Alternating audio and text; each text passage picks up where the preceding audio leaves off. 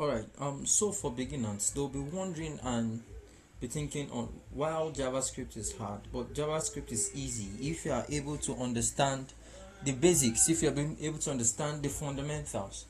You could grow from a beginner to an intermediate and then get to an advanced JavaScript developer.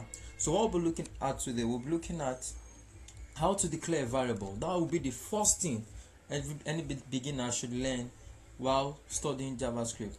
So first of all, what's a variable? Variable are pieces of container for data. What variable are containers that stores data? And there are three ways to declare these variables in JavaScript, whereby we use our var, const, and let. So I'm just giving a brief talk so we'll be able to understand, and then we'll push into the code and see how it works. So variable names can be, we assign names to the variable, which can be letters, numbers, underscores, and $sign. And there are three ways of giving these variable names. We could use the camel case way, we could use the Pascal case, and we could also use an underscore or even a $sign. So without wasting further time, let's head down to the code. So I said three ways we could use our var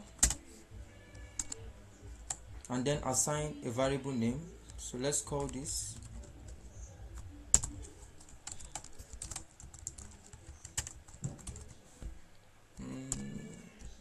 then let's use the let.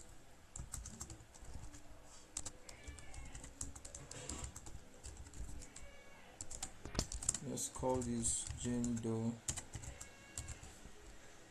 Then let's assign const and let's call this third underscore.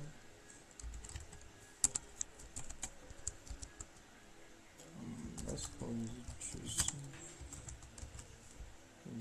So what you're seeing here now is me declaring a variable, giving the variable name, and then storing the data in that variable.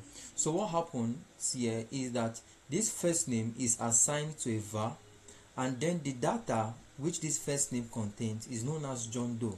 So instead of me calling John Doe, all I need to do is to call either the first name, second name, or the third name.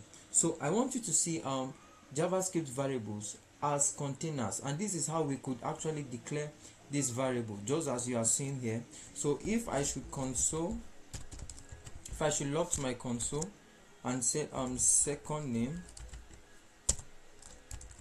what you're going to see here is Jane Doe.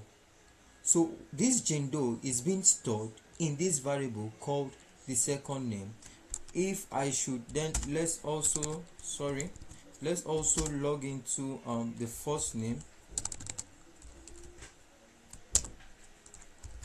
So we could see we have Jane Doe and John Doe. So what this variable does is that it stores your data. All you need to do is to call the name that is being given to that variable, and then you would have a good working log.